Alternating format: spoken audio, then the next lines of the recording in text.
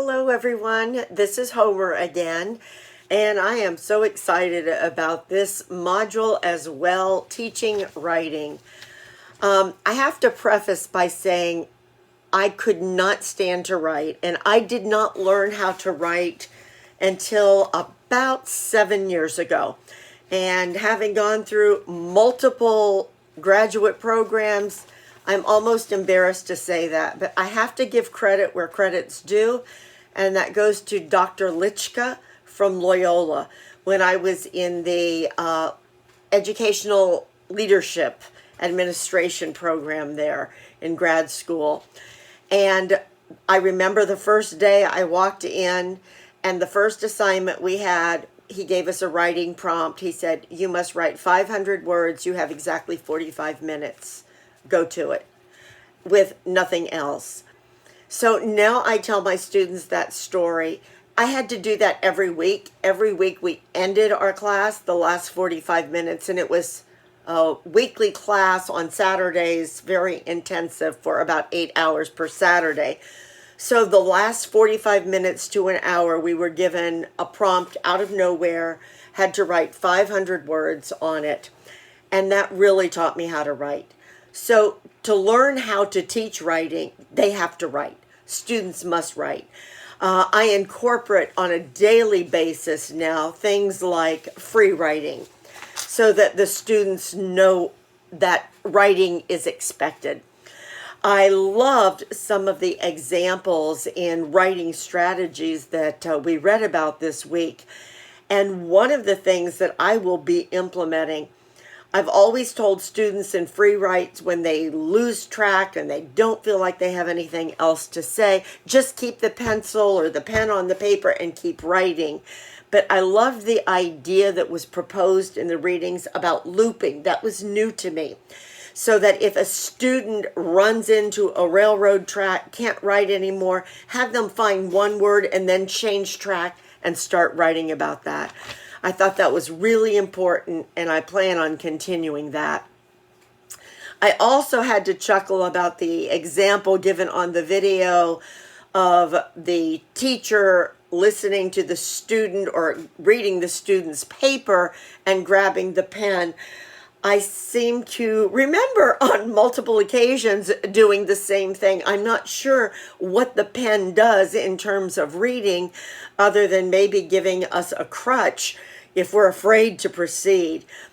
But there were so many things that were mentioned in that I have learned from over the years, and that is, don't on that first reading grab that pen and mark everything that is wrong.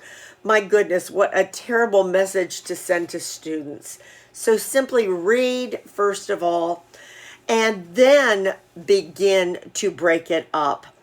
The breakup in terms of writing, it was specified very, very well that it needs to be divided into ideas, it needs to be divided into organization, and it needs to be divided into grammar.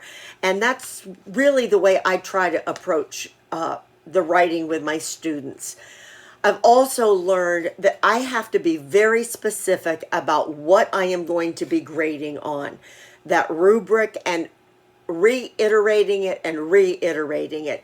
I do not want to deal with every single grammatical error, every punctuation error. I want to give the students something specific. Today I'm working on past tense, and that's what I'm aiming for. Ferris and Hedgecock mentioned that writing is a cognitive activity and it's a social process. It's vital for success in the academic world. And with that, we saw many examples in the readings and the presentations that justification is so important. The students need to know why they are writing. I really liked the idea of showing them other syllabi from other classes. I try to provide a variety of reading experiences for my students so that they understand that there are different ways of writing.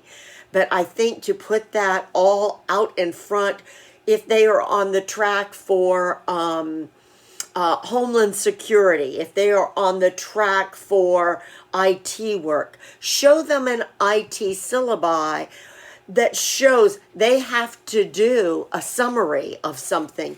They have to do an essay on something. And that in itself is justification. One of the things I'm very proud about at CCBC and participating in, we do have a community book connection where the students and faculty come together, usually in the spring, and together we select, and it's by vote, one book that the entire school will focus on for the entire year. And it usually deals with something in terms of diversity, so that it will approach all students. And that alone really provides justification for so many things that we do throughout that particular academic year, focusing on readings, focusing on plays, on drama, on talks that deal with one particular subject, one particular entity. And then I believe those experiences allow the students to delve more into writing.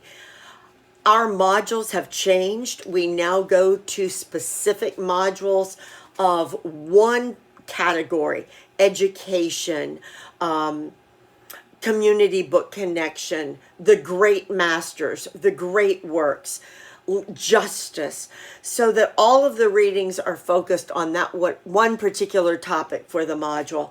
I think that also gives continuity. The students get to see a variety of reading related to one subject area, and I think they are better prepared for writing. Thank you.